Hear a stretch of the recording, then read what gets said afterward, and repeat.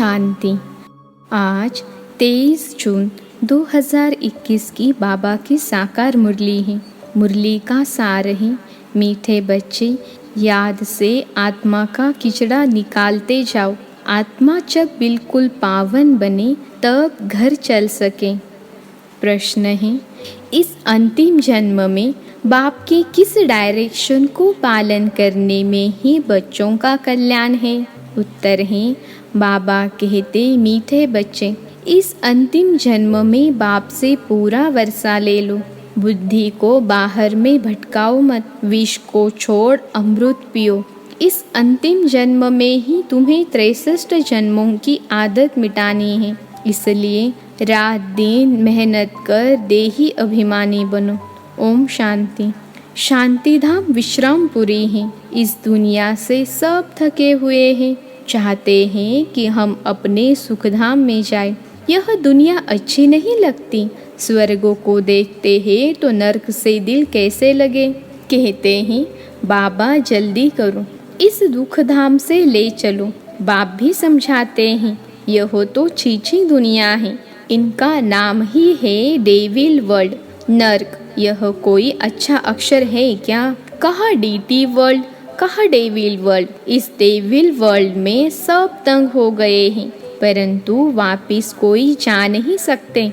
तमो प्रधानता की खाद पड़ी हुई है, वह खाद आत्मा से निकले उसके लिए पुरुषार्थ कर रहे हैं।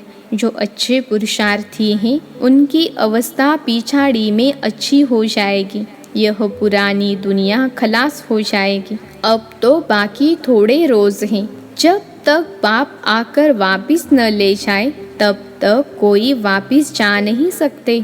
दुनिया में दुख है ना, घर में भी कोई न कोई दुख रहता है। तुम बच्चों की दिल में है, बाबा अब हमें दुखों से छुड़ाने आए हैं। जो अच्छे निश्चय बुद्धि है वह बाप की याद कभी भूलते नहीं। उनको कहा ही जाता है सर्व का दुख हरता। बच्चे ही पहचानते हैं। अगर सब पहचान ले तो फिर इतने सब मनुष्य कहाँ आकर बैठे? यह हो न सके। इसलिए ड्रामा में युक्ति भी ऐसी रची हुई है।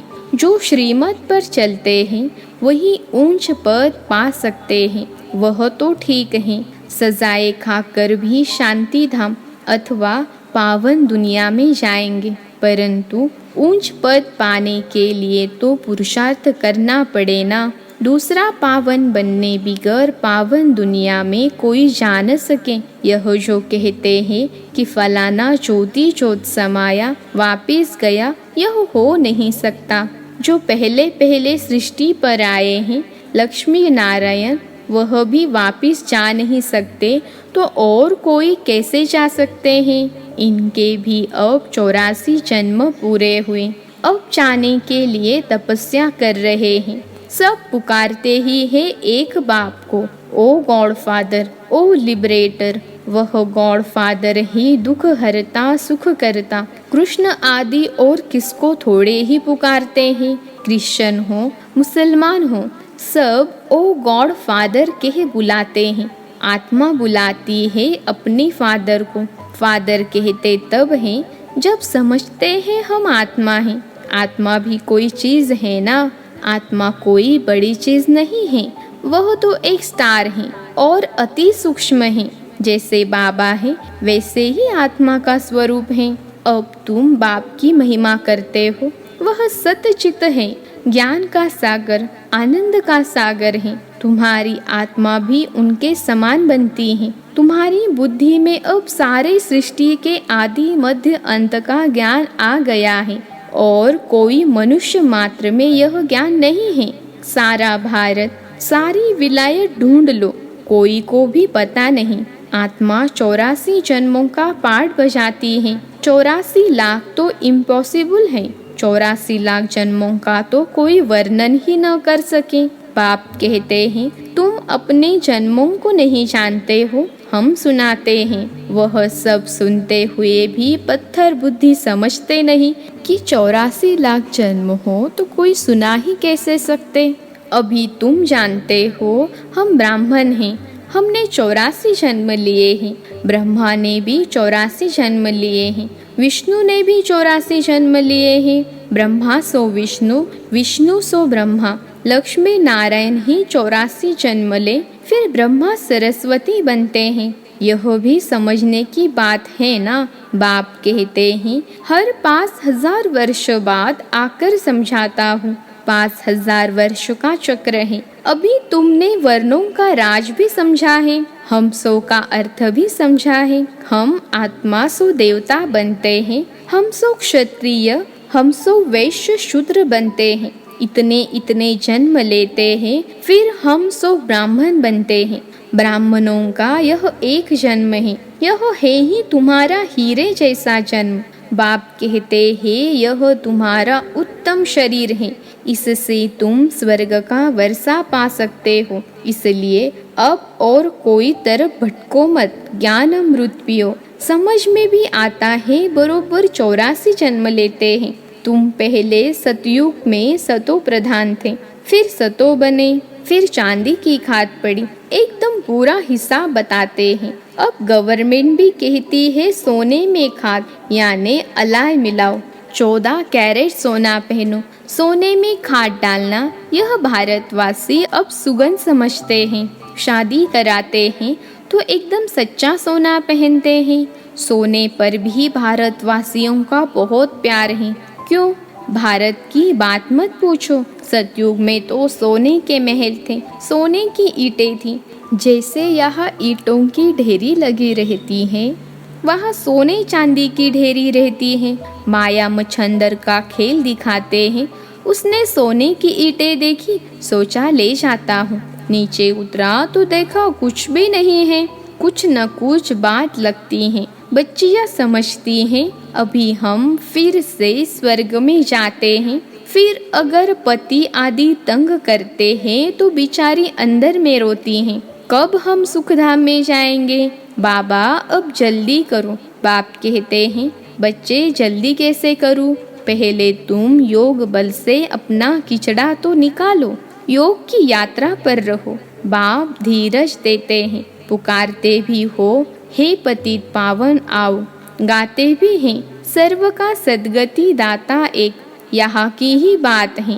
अकासुर बकासुर यह सब बातें इस संगम समय की हैं। यह है ही आसुरी दुनिया। तो बाप समझाते हैं मैं कल्प कल्प संगम पर आता हूँ, जब सारा झाड़ जड़जड़ीभूत अवस्था को पाता है।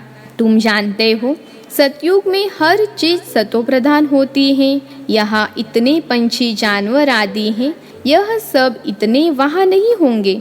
बड़े आदमियों के पास अच्छी सफाई रहती है, उन्होंने रहने का स्थान फर्नीचर आदि बहुत अच्छा होता है। तुम भी इतने ऊंच देवताएं बनते हो, वहाँ ऐसी कोई चीची चीज रह न सके। यहाँ तो मच्छर आदि अनेक प्रकार की बीमारियाँ, इतनी गंदगी रहती है। गाँवों में इतना गंद नहीं रहता, बड़े बड़े शहरों में बहुत गंदगी रहती है, क्योंकि बहुत मनुष्य हो गए हैं, रहने की जगह नहीं है। तुम सारे विश्व के मालिक बनते हो। मनुष्य गाते हैं घट ही में ब्रह्मा, घट ही में विष्णु, घट ही में 9 लाख तारे। ब्रह्मा सो विष्णु बन जाते हैं, विष्णु के 7 सितारे भी हैं। सतयुग में यह देवता बनते हैं तो इतने थोड़े ही होते हैं। झाड़ पहले छोटा होता है, फिर वृद्धि को पाता है। सतयुग में तो बहुत थोड़े होंगे, मीठी नदियों के ऊपर रहते होंगे। यहाँ नदियों से बहुत कैनॉल्स निकालते हैं, वहाँ कैनॉल्स आदि थोड़े ही होते हैं। मुट्ठी जितने तो मनुष्य होते हैं, इतने के लिए गंगा जमुना तो है ही, उन नदियों के ही आसपास रहते हैं। 5 तत्व भी देवताओं के गुलाम बन जाते हैं। कभी भी बेकायदे बरसात नहीं पड़ती, कभी नदी उछल नहीं खाती। नाम ही है स्वर्गो तो फिर क्या। अब कहते हैं स्वर्ग की आयु इतने लाख वर्ष है। अच्छा भला वहाँ कौन राज्य करते थे, यह तो बताओ। कितने गपोड़े लगाते रहते हैं। तुम जानते हो हम कल्प पहले मुहाफिक ये बार बजा रहे हैं, रुद्र ज्ञान यज्ञ में अनेक प्रकारों के असुरों के विघ्न पड़ेंगे। फिर मनुष्य समझते हैं असुर लोग ऊपर से गंध, गोबर आदि डालते थे, परंतु नहीं, तुम देखते हो कितने विघ्न पड़ते हैं। अबलाओं पर अत्याचार होते हैं, तब तो पाप का घड़ा भरेगा। बाप कहते हैं थोड़ा सहन करना पड़ेगा। तुम अपने बाप और वर्षे को याद करते रहो। मार खाने समय भी बुद्धि में याद करो शिव बाबा। तुमको तो बुद्धि में ज्ञान है। किसको फांसी पर चढ़ाते हैं तो पादरी लोग कहते हैं गॉड फादर को याद करो। ऐसे नहीं कहेंगे क्राइस्ट को याद करो।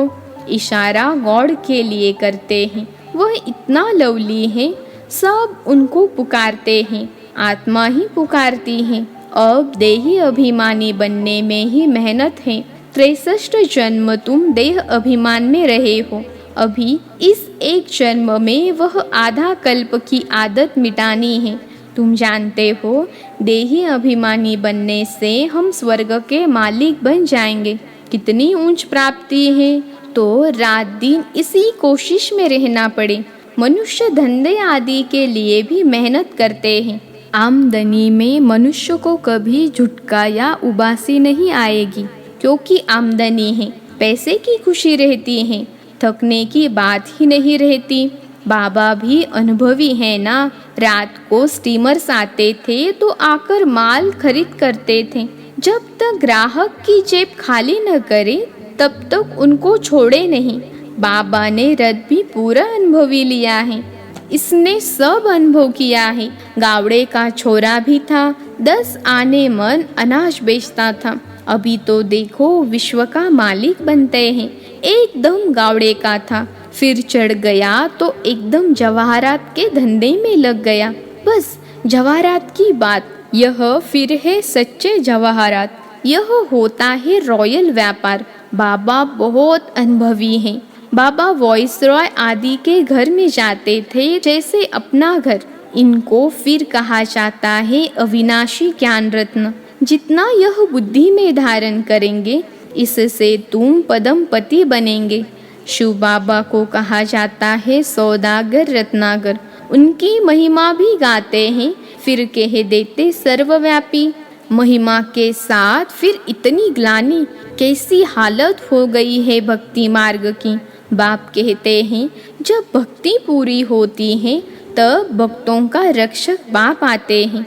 बहुत भक्ति कौन करते हैं यह भी सिद्ध हो जाता है। सबसे जास्ती भक्ति तुम करते हो, वही यहाँ आकर पहले पहले ब्राह्मण बनते हैं और बाप से वर्षा लेते हैं। फिर से पूज्य बनने का रावण ने पुजारी बनाया है, बाप पूज्य बनाते हैं। यह है भगवानुवाच। भगवान एक है, 2-3 भगवान होते नहीं। गीता भगवान की गाई हुई है। शिव भगवानुवाच के बदले कृष्ण का नाम ठोक दिया है, तो कितना फर्क हो गया है। ड्रामा अनुसार फिर भी गीता का नाम ऐसे बदलना ही है। फिर बुलाते हैं हे पतित पावन आओ। बाप पावन बनाते हैं, रावण पतित बनाते हैं। तो समझने की कितनी बुद्धि चाहिए। श्रीमत श्रेष्ठ ते श्रेष्ठ मत है ही एक बाप की। यह लक्ष्मी नारायण स्वर्ग के मालिक बाप की मत से ही बने हैं। अच्छा, मीठे मीठे सिखिलते बच्चों प्रति माता पिता बाप दादा का याद प्यार और गुड मॉर्निंग। रूहानी बाप की रूहानी बच्चों को नमस्ते। हम रूहानी बच्चों की रूहानी माता पिता बाप दादा को याद प्यार गुड मॉर्निंग और नमस्ते बाबा नमस्ते। धारणा के लिए मुख्य सार पहली पॉइंट है, इस एक जन्म में 63 जन्मों के पुराने देह अभिमान की आदत मिटाने की मेहनत करनी है। देही अभिमानी बन स्वर्ग का मालिक बनना है। दूसरी पॉइंट है, इस हीरे तुल्य उत्तम जन्म में इस बुद्धि को भटकाना नहीं है, सतो प्रधान बनना है। अत्याचारों को सहन कर बाप से पूरा वर्षा लेना है। आज का वरदान है सोचना, बोलना और करना तीनों को समान बनाने वाले सर्वोत्तम पुरुषार्थी भव। सोचना, बोलना और करना तीनों को समान बनाने वाले सर्वोत्तम पुरुषार्थी भव। विश्लेषण है, सभी शिक्षाओं का सार है कि कोई भी कर्म से देखने, उठने, बैठने, चलने, सोने से फरिश्तापन दिखाई दे। हर कर्म में अलौकिकता हो, कोई भी लौकिकता कर्म व संस्कारों में न हो। सोचना, करना, बोलना सब समान हो। ऐसे नहीं कि सोचते तो थे कि यह न करें, लेकिन कर लिया। जब तीनों ही एक समान और बाप समान हो, तब कहेंगे श्रेष्ठ व सर्वोत्तम पुरुषार्थी।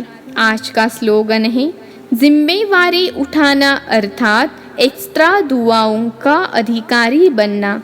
जिम्मेवारी उठाना अर्थात एक्स्ट्रा दुआओं का अधिकारी बनना। अच्छा, ओम शांति।